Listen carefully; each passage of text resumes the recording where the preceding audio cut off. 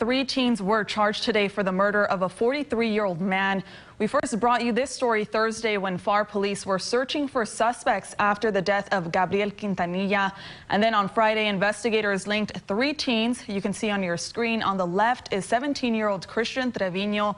In the center, 18-year-old Alejandro Trevino. And on the right is 19-year-old Juan Eduardo Melendez. Quintanilla was found in a McAllen field, and police say that several fights broke out at different locations after Quintanilla was accused of touching his 9-year-old daughter, who was also the half-sibling to the Trevino brothers. Quintanilla was left in a field severely beaten. We recently covered the shocking story of the Trevino brothers, a case that had everyone talking, and we promised to bring you updates as soon as new information came out. Well, we're keeping that promise. In this video, we'll break down the latest developments and reveal the final outcome in the Trevino brothers case. If you've been following this story from the start, you won't want to miss this. The courtroom decisions are finally in, and they may not be what you expected. And if you haven't seen our original video covering how it all began, don't worry. We've linked it in the description box below so you can catch up before or after diving into today's update. Christian Trevino, one of the two Trevino brothers accused of killing their stepfather, Gabriel Quintanilla, has been sentenced to 10 years in prison after pleading guilty to capital murder and aggravated assault charges on Monday. According to Hidalgo County District Attorney Terry Palacios, the 10-year sentence reflects Christian's involvement in all three attacks on Quintanilla. Palacios also noted that Christian was wearing brass knuckles during the assault, which worsened his situation. Trevino entered his plea at 8:30 a.m. and had originally been set to stand trial on October 27th in the 93rd State District Court. Meanwhile, Christian's brother, Alejandro Trevino, had his case dismissed. DA Palacios explained that Alejandro did not return to harm Quintanilla after the initial attack. Despite the dismissal of his criminal case, records indicate that Alejandro remains under an ICE hold. Also present in court was Juan Eduardo Melendez, a friend of the brothers. Melendez waived his right to a jury trial and opted to proceed before witnesses. The judge informed him that the manslaughter charge he faces carries a potential sentence of 2 to 20 years in prison and a fine of up to $10,000. Melendez had initially been indicted on charges of capital murder and aggravated assault. His attorney, Luis Sorolla, requested a 7-year deferred adjudication sentence. However, the judge instead sentenced him to 10 years of deferred probation. DA Palacios explained that Melendez did not participate in all three attacks and was unarmed, which made it difficult to prove intent to kill. One didn't have a weapon and was only involved in the kicking or punching, Palacios said, referring to Melendez. I don't believe there was any intent to kill in his case, which is why we allowed him to plead to the lesser charge. Melendez will be set free. DA Palacios says this should send a message that vigilantism will not be tolerated. In 2022, Quintanilla had a warrant out for his arrest for continuous assault of a child, according to Pharr police. Police stated Quintanilla's alleged history of continuous assault happened between 2014 and 2016 in a separate incident unrelated to the individuals involved in this case.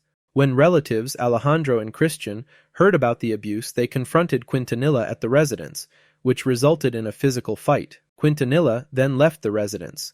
Christian ran after Quintanilla and found him outside an apartment complex down the road by Linden and Coyote in Pharr. There, a second assault took place. Police then say Alejandro and a driver of a red Dodge Charger, identified as Melendez, caught up and joined the assault on Quintanilla. Later that day, the three teens dropped off Alejandro at his home. After dropping him off, Christian and Melendez saw Quintanilla walking along Veterans Road alone and injured. The boys beat him for a third time, placed him in the bed of their truck, and dropped him off in an open field off McColl and Whalen Road. Officials believe he was still alive when he was left at the location. An investigation revealed Quintanilla was severely beaten with brass knuckles and that he suffered severe head trauma. Melendez will soon be released. District Attorney Terry Palacios emphasized that this case should serve as a warning that acts of vigilantism will not be tolerated. In summary, Juan Eduardo Melendez, a friend of the brothers, was sentenced to 10 years of deferred probation. He will be set free. Alejandro Trevino had his case dismissed, while, unfortunately, Christian Trevino was sentenced to 10 years in prison after pleading guilty to capital murder and aggravated assault charges. He will get credit for time served. Christian received credit for 1,352 days in custody, so that will be subtracted from the 10-year sentence. which means he has just over 6 years left on his sentence. Christian and Alejandro have ICE detainers on them. Christian's attorney says once he is done with his sentence, he will have to go through deportation proceedings. Alejandro could also be deported. Both brothers have an ICE detainer, which means they could possibly be deported. And today's outcome in court is a result of plea deals, and it also brings an end to a 3-year-old murder case. No one wins in situations like this. It was a sad situation all around. That's how the story ends for the Pharr brothers, as their case is now closed.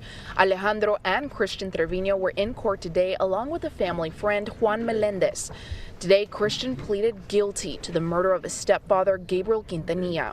The three were arrested back in 2022 after Pharr police say they beat Quintanilla in 3 different locations and then left his body in a McAllen field. It comes after a younger relative told them that Quintanilla allegedly touched her inappropriately. While charges were never filed in that case, the Pharr Police Department did have a warrant out for Quintanilla for continuous sexual abuse of a child. Police say it was unrelated to the allegations. Today, a judge sentenced Christian to 10 years in prison for his role in Quintanilla's death. His attorney, Carlos Garcia, says that he'll get credit for time served. Christian received credit for 1,352 days in custody, and so that will be subtracted from the 10 years that he pled to today. Alejandro is off the hook after a judge agreed to drop his charge of aggravated assault with a deadly weapon. His attorney argued that he was just defending his brother. The facts were that when Alejandro sees Christian and Mr. Quintanilla fighting, Mr. Quintanilla is getting the better of Christian. Christian is smaller, he's younger, and so Alejandro stepped in to defend his brother. The brother's friend Juan Melendez also pleaded guilty to manslaughter. His aggravated assault with a deadly weapon charge was dropped as a part of his plea deal. The judge ordered him on deferred adjudication, meaning he's basically on probation for 10 years. His attorney Luis Arola explained that the charge could be dismissed if Melendez follows the conditions of his probation for the next 10 years. We did expect that there would be some level of accountability, but looking at how things turned out, it's clear the situation could have been much worse. The boys were facing the possibility of much longer sentences. Now, we'd love to hear from you. What do you think about the outcome of this case? Do you feel justice was served, or do you think the punishment should have been different? Let us know your thoughts down in the comments, and don't forget to like, share, and subscribe so you don't miss our next deep dive into another real-life story making headlines. From this point on, the video dives into the full background and details of the case. A 9-year-old girl confides in her mother and brothers that her stepfather has been assaulting her. Overcome with uncontrollable rage, the brothers attack their stepfather and beat him to death. Was this a cold-blooded act of murder or an act of vengeance that makes them heroes in the eyes of some? This is the story of brothers Christian and Alejandro Trevino and their friend Juan Eduardo Melendez. On Thursday, January 20th, 2022, a rancher in McAllen, Texas, stumbled upon a grim discovery: the lifeless body of 43-year-old Gabriel Quintanilla lying in an open field. At first, it appeared to be the case of a random killing, but once investigators uncovered his identity, the pieces of the puzzle began to fall into place. When the police arrived at the scene, he was bloodied, bruised, and unrecognizable. The case was treated as a homicide immediately. Gabriel was no innocent victim. In fact, he had been a wanted man for years. Authorities revealed that he faced charges of continuous SA against a child, as well as family violence. A warrant for his arrest had been issued back in 2019, accusing him of repeatedly abusing a young girl between 2014 and 2016. Police had been searching for him ever since. Detectives visited his last known residence, even his mother's home, but Gabriel always managed to stay one step ahead.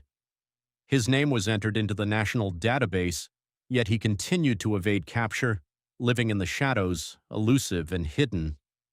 That is, until his body was found in that quiet Texas field, bringing his years on the run to a sudden and violent end.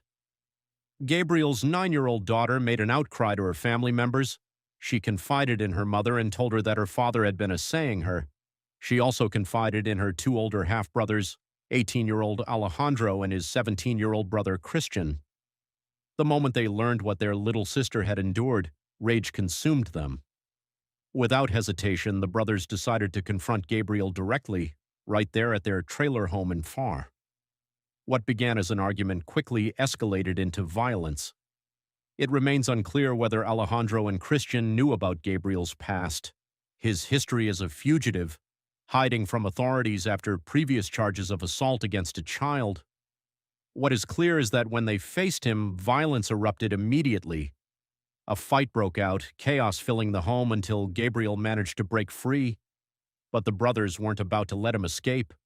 Fueled by fury, they chased him down, eventually cornering him in a nearby apartment complex, where the confrontation escalated once more and violence continued.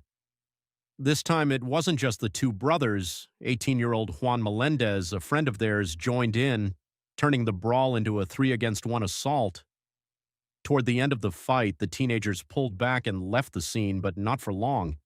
They went to retrieve an F-150 pickup, seemingly determined to track Gabriel down once more.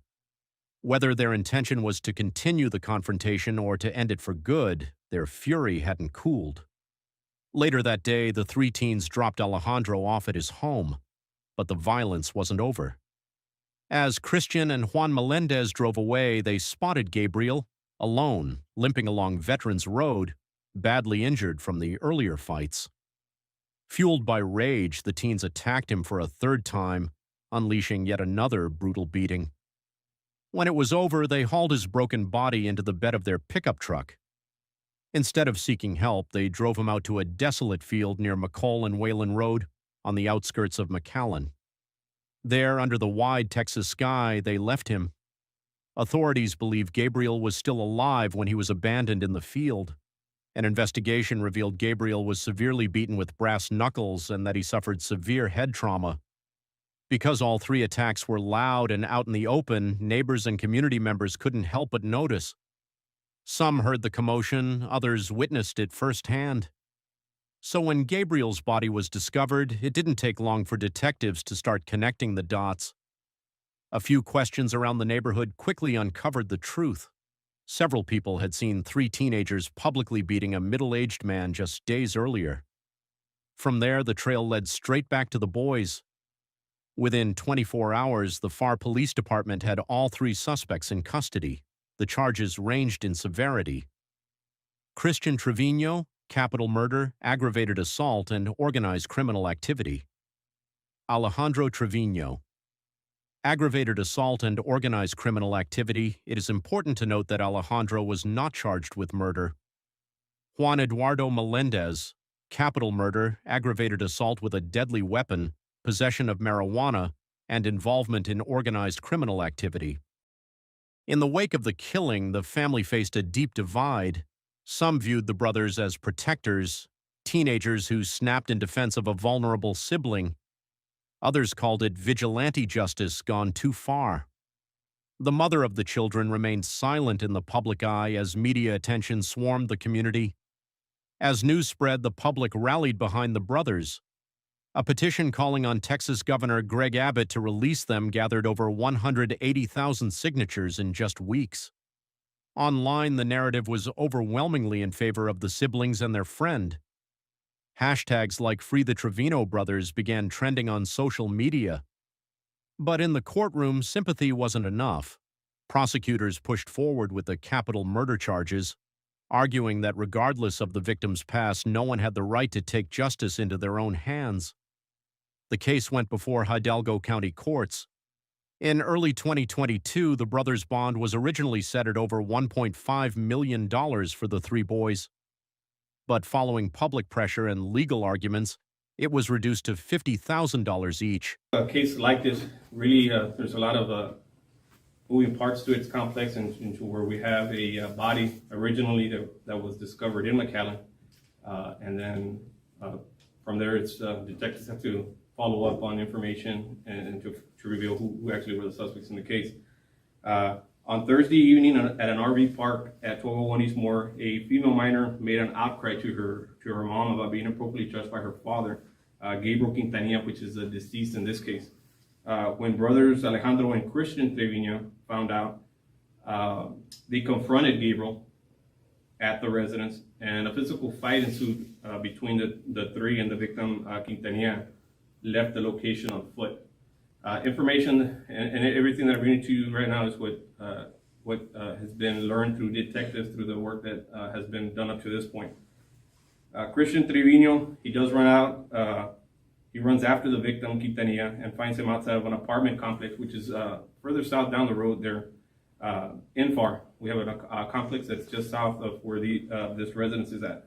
A second assault occurs there, and Alejandro Trevino, and the driver of a red Dodge Charger, who we've identified as Juan Eduardo Melendez, catch up to him and again join in an assault towards the victim at that point. The three suspects leave the location, change vehicles, drive back in a white Ford F-150, and found the victim walking along what we believe is Veterans Road alone and injured from his two previous injuries that had occurred. A third assault occurs, and the victim is at that point severely beaten more. The victim, who is still alive, is placed in the bed of the truck, and they drive off, and they end up in an area of McCall and Wayland Road, where the victim was dropped off in the open field, and that's where McCann police originally found the body at. The suspects fled at that time. So, investigation revealed that the victim was hurt, beaten with brass knuckles, and suffered severe head trauma at that point. Although the victim was severely beaten, the victim may still have been alive when he was there, and McAllen. We don't know for how long what that is. What we do know is when he was located by that individual there in McAllen, and the police were called, that's where they essentially found out he was not alive. So we do have the arraignment that's going to be held here at 3 p.m. Downstairs at the court, and I'll read the charges that these three individuals will be being presented with in here in a moment. Alejandro Trevino, aggravated assault and engaged in organized criminal activity. Christian Trevino, aggravated assault, capital murder, engaging in organized criminal activity. And then we got a third individual, Juan Eduardo Melendez, capital murder, aggravated assault, and engaging in organized criminal activity. To conclude on this report, the investigation was complex and having multiple scenes, and also having to work with the first agency, who ultimately provided information, and then Pharr took lead on the case. That's where we're at with this point, and we believe that all individuals that were involved in this homicide are in custody. A few questions, if you will. Clarification: is it Alejandro, or is it X or a J? Alejandro, it's Alexandro. Okay, perfect. And then why is the Alejandro individual not facing murder charges, but the other two are? What I can share on that part, since there was multiple assaults that occurred, the assaults where we believe ultimately caused the death of this individual, those were the individuals that were charged for that. Got it. And then also wondering, you all put out that the victim was wanted for continuous sexual assault of the family and assault family violence.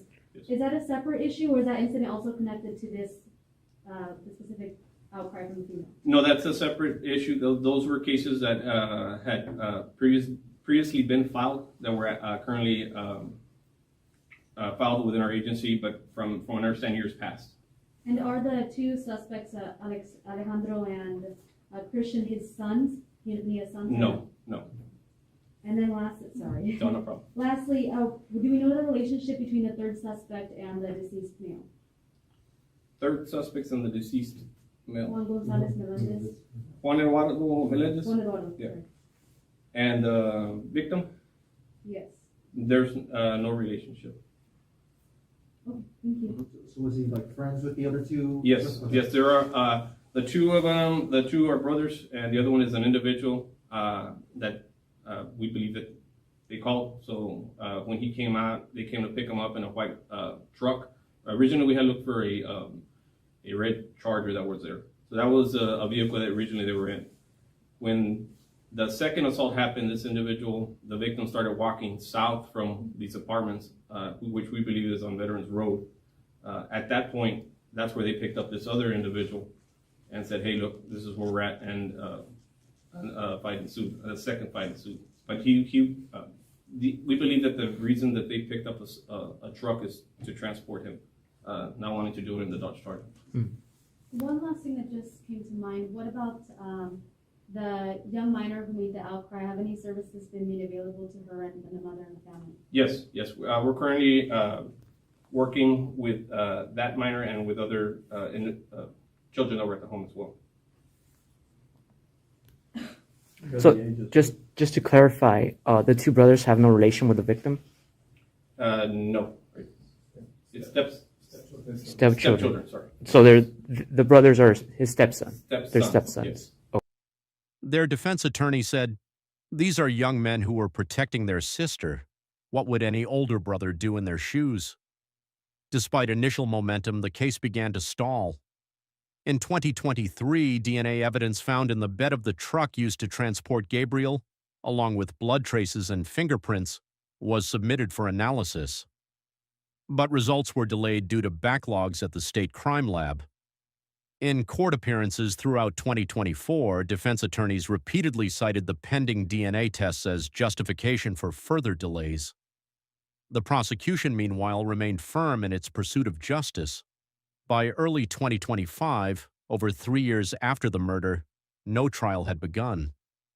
On March 10, 2025, the brothers returned to court. Their appearance drew a packed gallery. Supporters, reporters, and legal observers all waited to hear what was next. But once again, the hearing was postponed.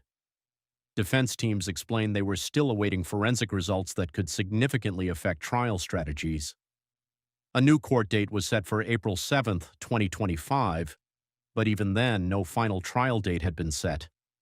The prosecutor said, "We understand the sensitivity of this case, but a man is dead. We need facts, not emotion, to lead the process." The Trevino brothers case has reignited national debates around vigilantism, trauma, and the limits of justice. Legal experts are split.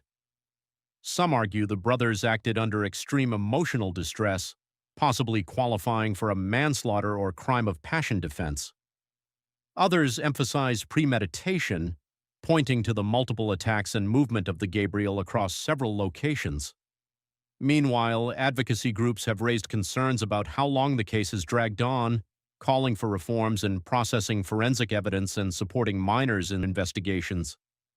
The two charged with murder face the possibility of life sentences, especially if convicted of capital murder. The court's final decision will likely shape precedent, not just legally, but morally.